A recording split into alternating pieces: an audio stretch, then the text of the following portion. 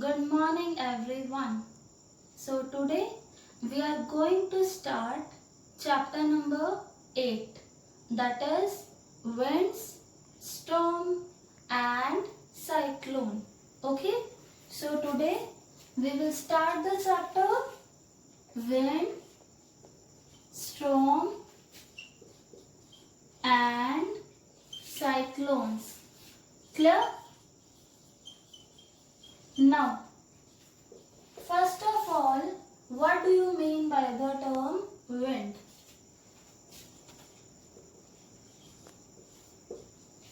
What do you mean by the term wind? Think, you had done this in 6th class. Yes, moving air is known as wind. Moving air is known as wind. Clear? Moving air is known as wind. Now, the second word, that is storm. What do you mean by the term storm? Think. What do you mean by the term storm?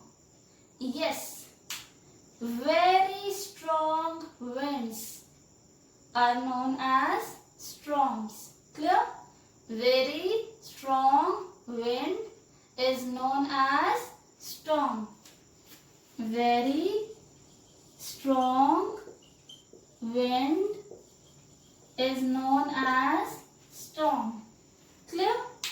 Now let's come to the third word, that is cyclones. What do you mean by the term cyclones?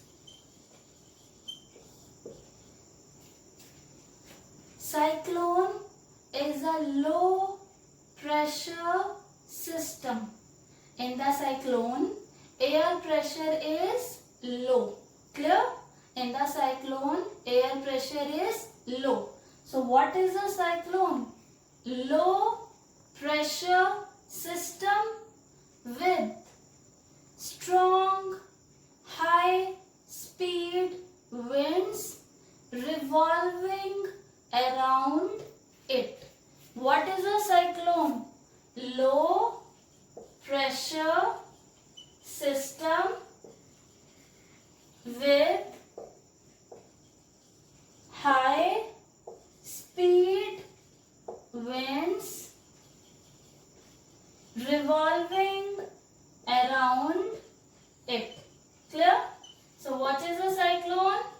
Low pressure system with high speed winds revolving around it.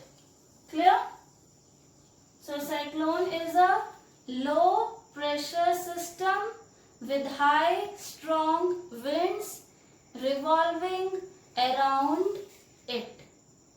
Now, Orissa was struck by a cyclone on 18th October 1999, and the speed of the cyclone was 200 km per hour.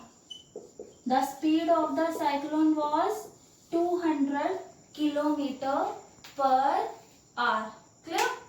This cyclone, it destroyed almost 45,000 houses.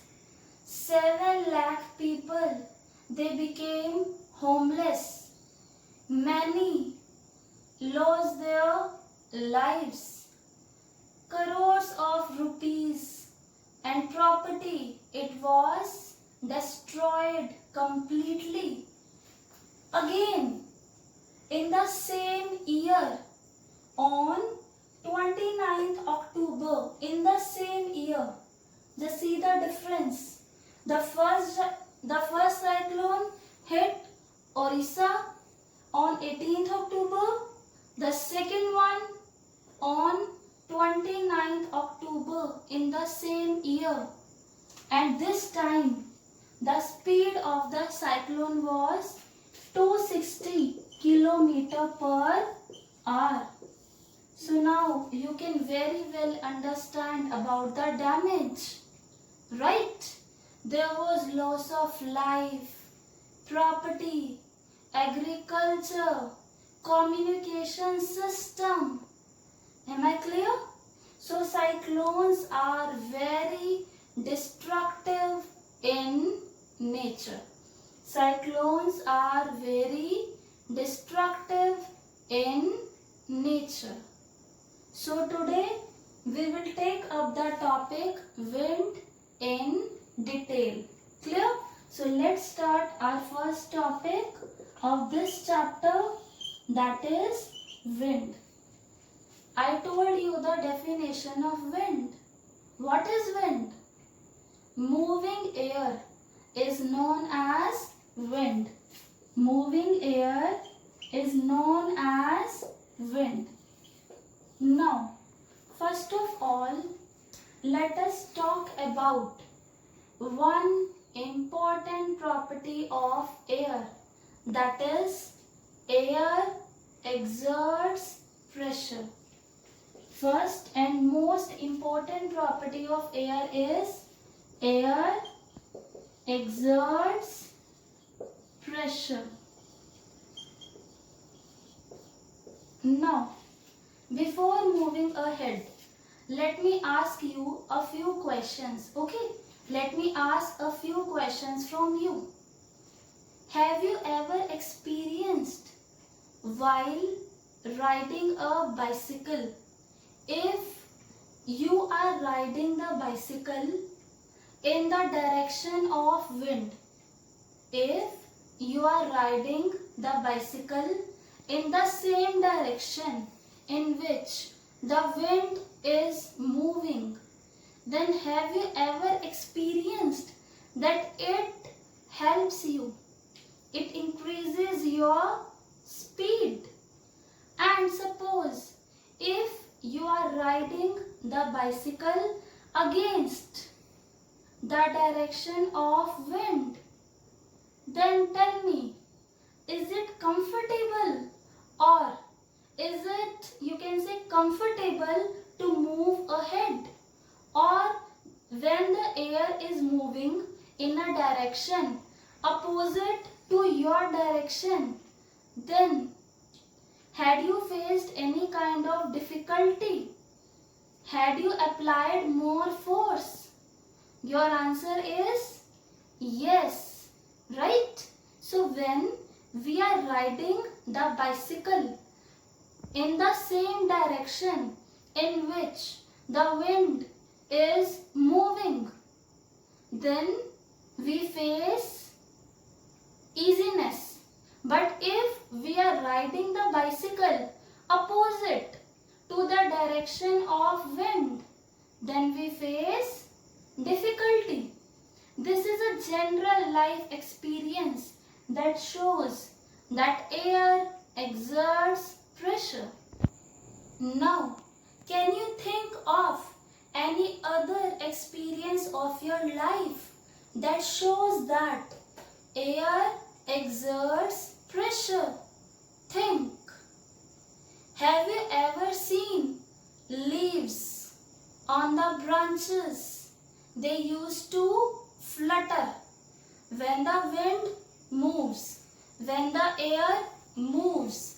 Then you might have seen this, the leaves on the branches of the tree used to flutter. Again, this shows that air exerts pressure.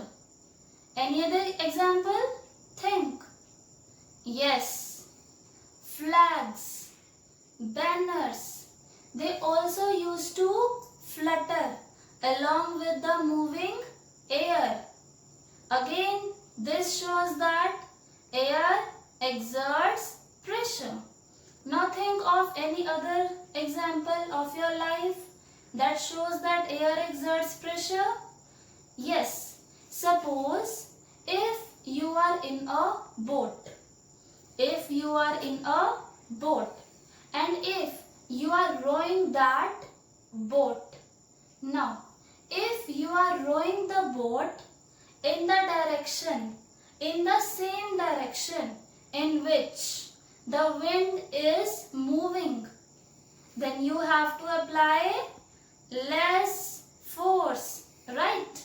And if you are rowing in a direction opposite to the direction of wind, then you have to apply more force, right?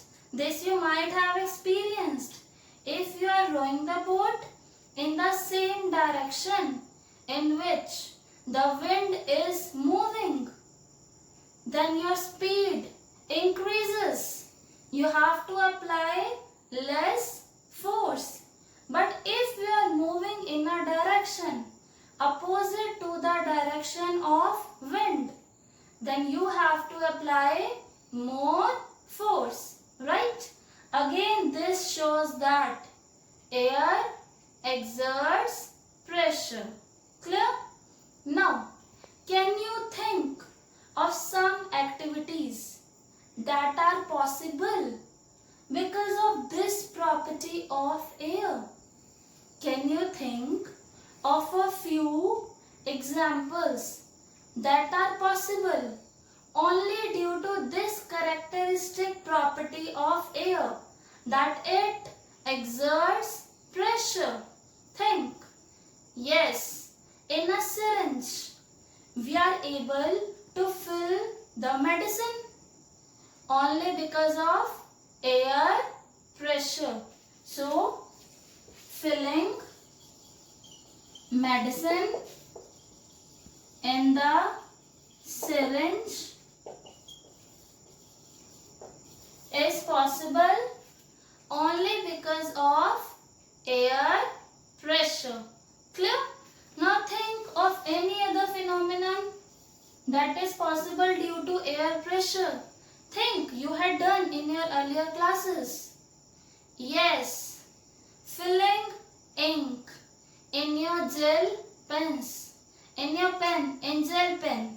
Sometimes you used to fill the ink, right?